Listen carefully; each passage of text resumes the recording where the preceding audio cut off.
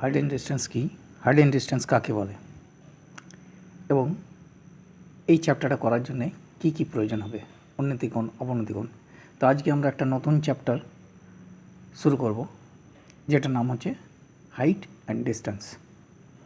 এবং এই চ্যাপ্টারটা শুরু করার প্রথমে আমাদেরকে যে বেসিক কনসেপ্টগুলো সেগুলো জেনে নিতে হবে। এটা একটা ত্রিকোণমিতির ভালো চ্যাপ্টার এবং এর গুরুত্ব, এর অ্যাপ্লাইড ম্যাথামেটিক্স এর গুরুত্ব কিন্তু আছে। আমরা ক্লাস 10-এ যে সমস্ত ম্যাক্সিমাম কম্পিটিশান লেভেলের পরীক্ষাতেও মাঝে মাঝে এই সমস্ত কোয়েশ্চেন তুলে ধরা হয়। আজ আমরা আলোচনা করব হাইট অ্যান্ড ডিস্টেন্স, এই ম্যাথগুলো নিয়ে তার বেসিক কনসেপ্টগুলোকে ক্লিয়ার করব। বেসিক কনসেপ্টের মধ্যে যেটা পড়ছে উন্নতিকোণ এবং অবনতিকোণ।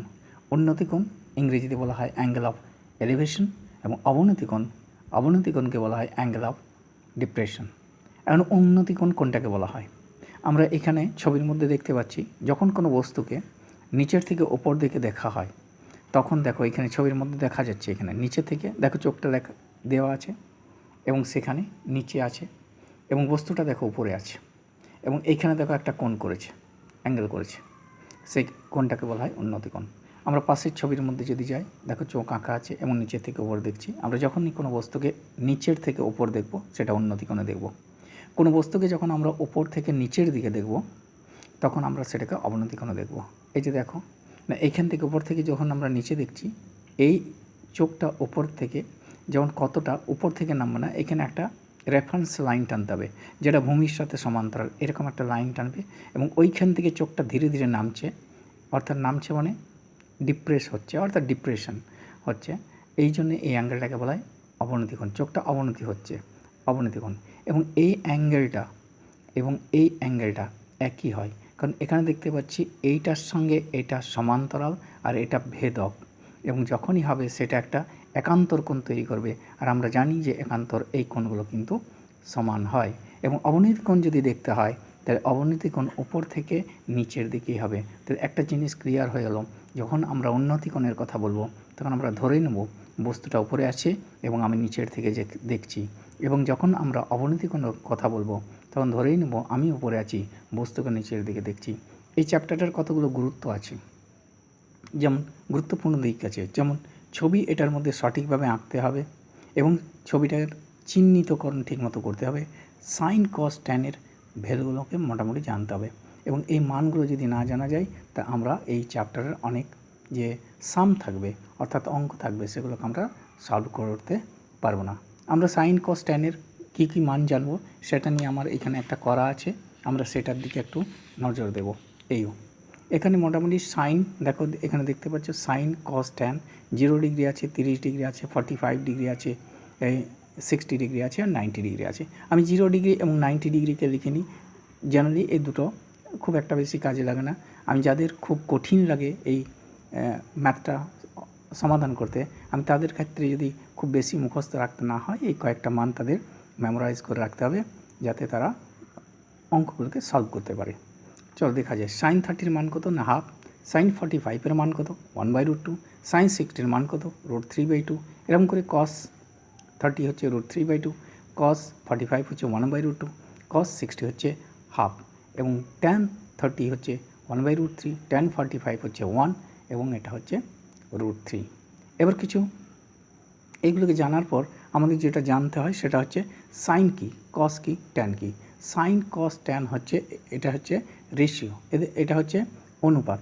সাইন মানে হচ্ছে লম্ব ও অতির অনুপাত, কস মানে হচ্ছে ভূমি ও অতির অনুপাত, ট্যান হচ্ছে লম্ব ও ভূমির অনুপাত। আমি এখানে করে রেখেছি, তোমাদের দেখাচ্ছি। এই দেখো এখানে একটা ছবি আছে, যদি আমি এই কোণটাকে থিটা ধরি, এই থিটার রেসপেক্টে তার উল্টো দিকে যেটা হয় সেটাকে আমরা লম্ব ধরি, এবং এটা যদি 90 ডিগ্রি হয় উল্টো দিকের যে বাহুটা হয় সেটা অতিভুজ হয়, এবং এটা লম্ব এটা অতিভুজ হলে অবভিয়াসলি এটা ভূমি হবে।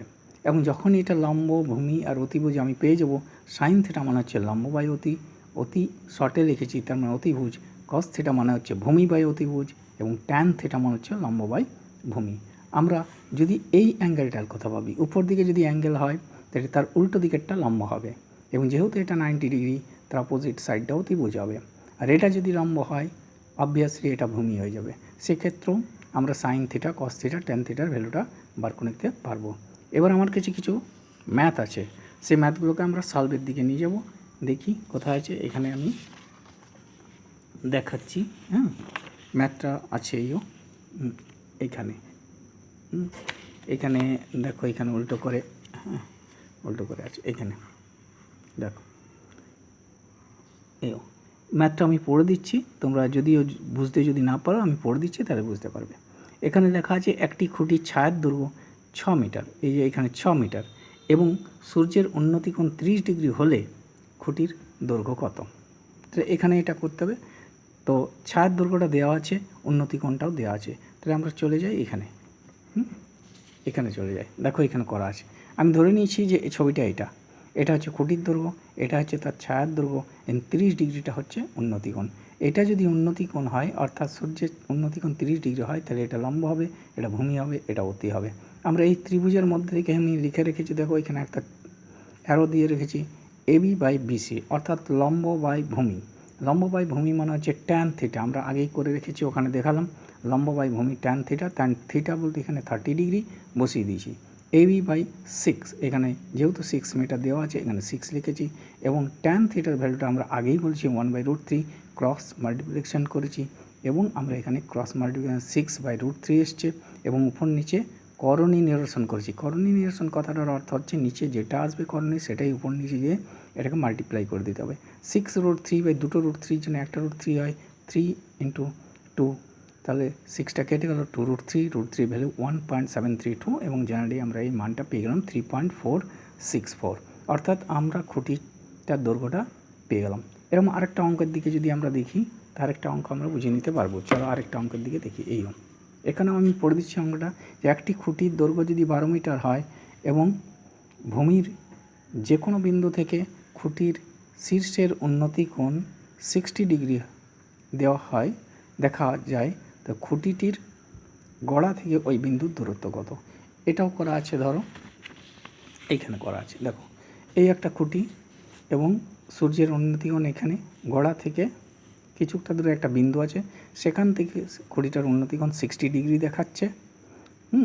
এবং এখানে যদি উন্নতিকোণ 60 ডিগ্রি দেখায় এবং খুঁটিটার দৈর্ঘ্য দেওয়া আছে, আমাকে এই ভূমিটা বার করতে হবে। এখানেও তাই, আমি করছি এবি বাই বিসি tan 60, এখানে এবির জায়গায় বসিয়ে দিয়েছি 12, বিসির জায়গায় রেখে দিয়েছি, এবং tan 60-র ভ্যালুটা √3। কোনাগুনি যখন মাল্টিপ্লাই করেছি তখন বিসি √3 = 12, বিসি বের করে নিয়েছি 12/√3, এবং এটা করণী নিরসন করেছি, তার ফলে এসে গেছে 12√3/3, 3 4 যা কেটে গেছে, 4 দিয়েছি, 4√3 4 যা মানে 3 4 12, 4√3 ভ্যালু বসিয়ে দিয়েছি, 1.732, 6.928 মিটার এটা ভূমিটা, মানে গড়া থেকে ওই বিন্দুটার দূরত্ব আমি পেয়ে গেছি।